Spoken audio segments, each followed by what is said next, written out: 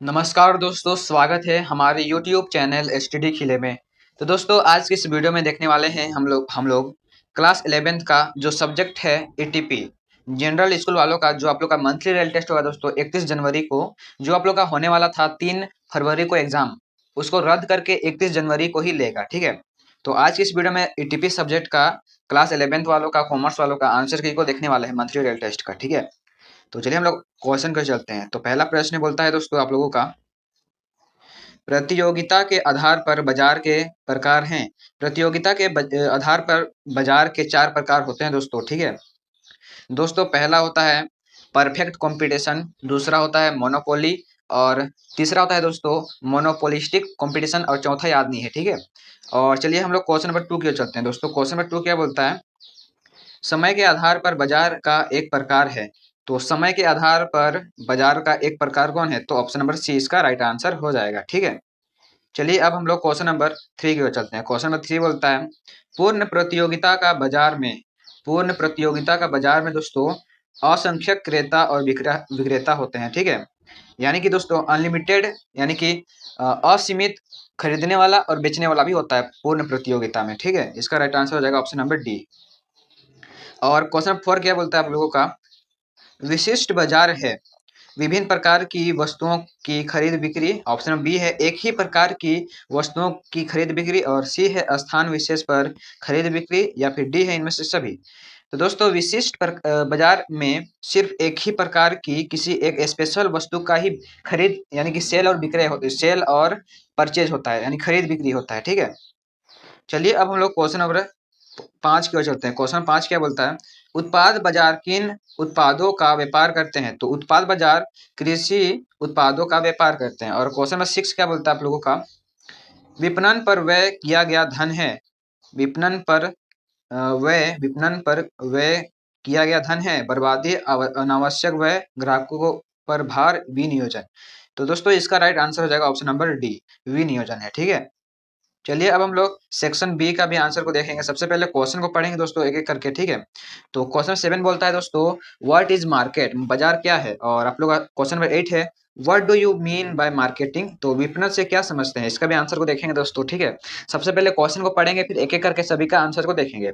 और question number 9 क्या बोलता है, right two types of market on the basis of nature, प्रकृति के आधार पर बाजार के 2 प्रकारों को लिखें। इसका भी आंसर को देखेंगे दोस्तों। ठीक है, और क्वेश्चन नंबर 10 क्या बोलता है आप लोगों का, विपणन प्रबंध से क्या समझते हैं? What do you mean by marketing management, इसका भी आंसर को देखेंगे। और 11th है दोस्तों सेक्शन सी में पहला प्रश्न, यानी कि 11 नंबर है। सेक्शन सी में पहला प्रश्न बोलता है, परिमाण के आधार पर बाजार बाजार के प्रकारों को लिखें, परिमाण के आधार पर। ठीक है, explain the types of market on basis of quantity, बाजार का आकलन करते समय, बाजार का आकलन करते समय एक उद्यमी को ध्यान रखने वाले 3 बातों को लिखें। ठीक है, चलिए एक एक करके सभी का आंसर को देखेंगे। तो दोस्तों आप लोग का क्वेश्चन 7 बोला था कि बाजार क्या है, तो आंसर है दोस्तों, बाजार वह स्थान या तंत्र है जहां खरीदार और विक्रेता, खरीदार खरीदने वाला और बेचने वाला वस्तुओं और सेवाओं का आदान प्रदान करते हैं। ठीक है, करने के लिए एकत्रित होते हैं। ठीक है, बस यही आंसर आप लोग का हो जाएगा, बाजार क्या है? तो बाजार एक स्थान है जहां पर खरीदने वाला और बेचने वाला वस्तुओं और सेवाओं का आदान प्रदान करते हैं। ठीक है, बेचने के लिए एकत्रित होते हैं। चलिए अब हम लोग क्वेश्चन नंबर 8 का भी आंसर को देख लेते हैं। दोस्तों क्वेश्चन में 8 क्या बोला था आप लोग का, विपणन से क्या समझते हैं? तो आंसर है दोस्तों, विपणन मार्केटिंग एक सामाजिक और प्रबंधकीय प्रक्रिया है जिसके माध्यम से व्यक्ति और समूह उत्पादों और सेवाओं का विनिमय करके अपनी आवश्यकताओं और इच्छाओं को पूरा करते हैं। चलिए अब हम लोग क्वेश्चन नंबर 9 का भी आंसर को देख लेते हैं।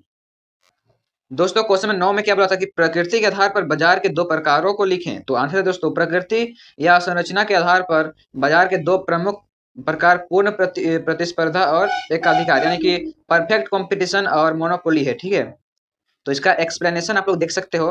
तो पूर्ण यानी कि परफेक्ट कंपटीशन किसे कहते हैं दोस्तों, इस प्रकार के बाजार में बड़ी संख्या में खरीदार और विक्रेता होते हैं, समरूप उत्पाद होते हैं, और बाजार में प्रवेश व निकास की पूर्ण स्वतंत्रता होती है। और आप लोग का मोनोपोली बाजार किसको बोलते हैं? तो ये आप लोग का दोस्तों बहुत ही काम आएगा, 12th क्लास में काम आएगा इकोनॉमिक्स में। ठीक है, इसको आप लोग पढ़ लीजिएगा। मोनोपोली किसको बोलते हैं? यह एक ऐसी बाजार स्थिति है जहां किसी विशेष उत्पाद या सेवा का केवल एक ही विक्रेता या उत्पादक होता है जिसका उस उत्पाद पर पूर्ण नियंत्रण होता है, जैसे कि सरकार करती है, जैसे कि रेलवे हो गया दोस्तों, ठीक है। ऐसे ही बहुत सा उदाहरण होगा, बिजली हो जाएगा, बिजली का उत्पादन करती है सिर्फ सरकार, ठीक है, वही मोनोपोली का वही बाजार का उदाहरण। चलिए अब हम लोग क्या करते हैं, क्वेश्चन में 10th का भी आंसर को देख लेते हैं।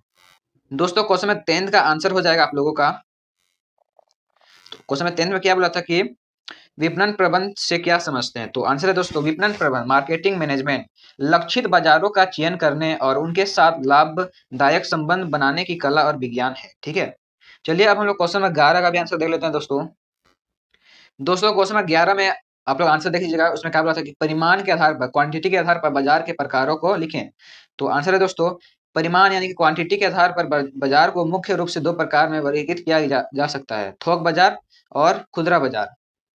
तो आप लोग इसका एक्सप्लेनेशन आप लोग देख सकते हो। चलिए अब हम लोग क्या करते हैं, आप लोग का 12 में बोलता है दोस्तों बाजार का आकलन करते समय एक बिजनेसमैन यानी उद्यमी को ध्यान रखने वाले 3 बातों को लिखें। तो इसका आंसर हो जाएगा दोस्तों आप लोगों का, बाजार का आकलन करते समय एक बिजनेसमैन को मुख्य रूप से निम्नलिखित 3 बातों का ध्यान रखना चाहिए। कौन कौन, लक्षित बाजार की पहचान, उद्यमी को स्पष्ट रूप से परिभाषित करना चाहिए कि उसके उत्पाद या सेवाओं के संभावित ग्राहक कौन है, उनकी जरूरतें और पसंद क्या है, ठीक है। और दूसरा हो जाएगा दोस्तों प्रतिस्पर्धा, प्रतिस्पर्धा का विश्लेषण, बाजार में मौजूदा प्रतिस्पर्धा, प्रतिस्पर्धा मतलब होता है दोस्तों कंपटीशन, ठीक है, आपके जैसे बेचने वाले बहुत कोई, समझ रहे हैं ना। बाजार में मौजूदा प्रतिस्पर्धाओं, उनके उत्पादों, मूल्य निर्धारण रणनीतियों और बाजार हिस्सेदारी का गहन विश्लेषण महत्वपूर्ण है, ठीक है। और आप लोग का लास्ट पॉइंट है दोस्तों बाजार का आकार और विकास की संभावना, उद्यमी को बाजार के वर्तमान आकार और भविष्य में इसके बढ़ने की क्षमता का आकलन करना चाहिए ताकि यह सुनिश्चित हो सके कि व्यवसाय टिकाऊ और लाभदायक हो सकता है। तो दोस्तों ये बहुत ही मस्त टॉपिक, मतलब कि मस्त तरीके से इसको एक्सप्लेनेशन किया है, बहुत ही एक एक वर्ड मस्त है, ठीक है। तो इसको आप लोग लिख सकते हो, ठीक है।